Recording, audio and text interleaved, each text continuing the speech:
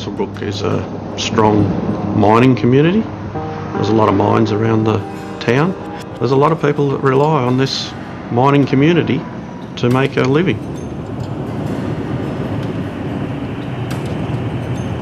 Mick Dobie is heading home after an early shift at a Hunter Valley coal mine. He's a proud unionist and stuck with Labor in 2019, even as 1 in 7 voters in the area abandoned the party.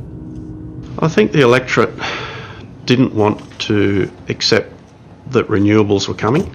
People are just scared of what they don't know. They're after someone that they think they can trust, and they're after someone that's going to level the playing field up. Labor's new member for Hunter, 6'8" former miner Dan Repicoli, eked out a tiny swing to clinch victory. I'd like to thank the people of the Hunter. There's 128,000 bosses I've just got, so thank you so much. Dan's appealing. He's a shooter. He's an ex-coal miner. He knows what the people are going through. Even though Mick concedes that coal's days are numbered, he wants the new local MP to defend jobs like his. Protect the industries we've got, the power stations and the coal mines. During the campaign, the coalition played on such fears with attack ads claiming coal mining and power plant job losses under Labor. I think that scare campaigns work. There's no doubt about it. But it's difficult to reheat them, particularly if people have stopped listening to you. If you don't like the person trying to scare you, you know, it falls a bit flat, to tell you the truth. At this election, thousands of voters in coal mining seats who naturally leaned towards Labor swung back to the ALP after abandoning the party in 2019. The new government had a clearer message on coal and climate change, promising stronger action to cut emissions and creating renewable energy jobs, while also backing coal workers and fossil fuel exports. We have the best coal in the world here in the Hunter, and we need to make sure while people want to buy it, we supply it. Such messages resonated beyond the Hunter. In Queensland, Labor didn't triumph in the state's 3 main coal mining electorates, but did achieve strong swings in its favour.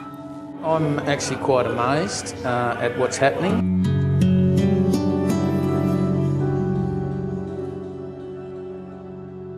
Got 2 alumina refineries, a smelter, 3 LNG plants. We've got 2 coal exporting hubs here as well.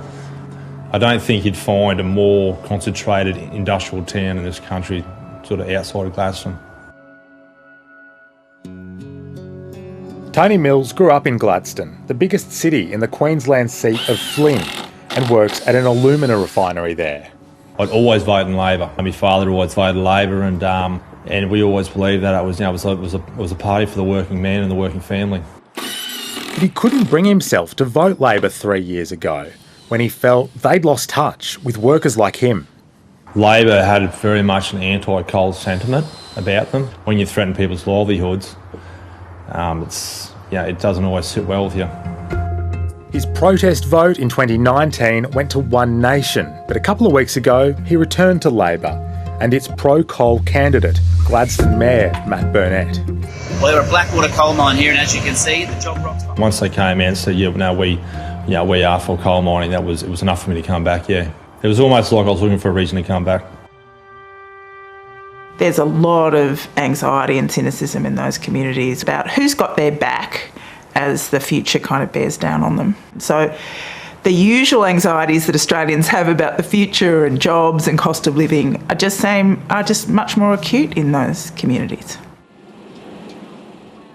I think the conversation has certainly changed. It's changed since the 2019 election, and there's been an even more significant shift in the last 12 months. People are wanting to actually have a meaningful conversation about transition. Penny Allman-Payne is likely to be installed as a Queensland Senator for the Greens after a career as a teacher in Gladstone.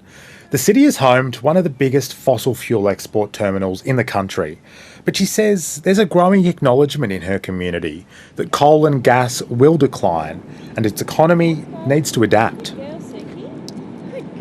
We want to make sure that we have structures and things in place to make sure that workers are financially compensated or are given opportunities to retrain so that they can continue on contributing in a positive way as they have for decades to our region.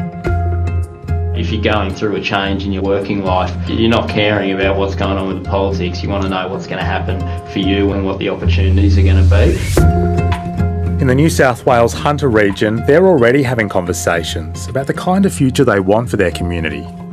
In the renewable jobs of the future, we need to train the trainers before we can start training the students. Tonight's forum's been organised by the Hunter Jobs Alliance, a group founded by unions and environmentalists to lobby for the area as its economy evolves.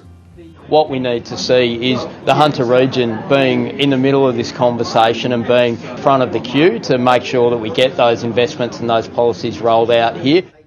Warwick Jordan leads the Alliance. He says community groups can do some of the work, but he's calling for a dedicated government authority to navigate the changes ahead. There's a lot of moving parts to managing a structural change in the economy, and what we see is that unless you have a level of coordination, things and people fall through the gaps. Coal miner Mick Dobie reckons he'll be retired before the big changes hit. He just hopes his young co-workers can still be employed in the region. You'd hope that you get a good paying job and a safe job. You want them to be able to move across to that next job, not be displaced and say, sorry, there's no work for you.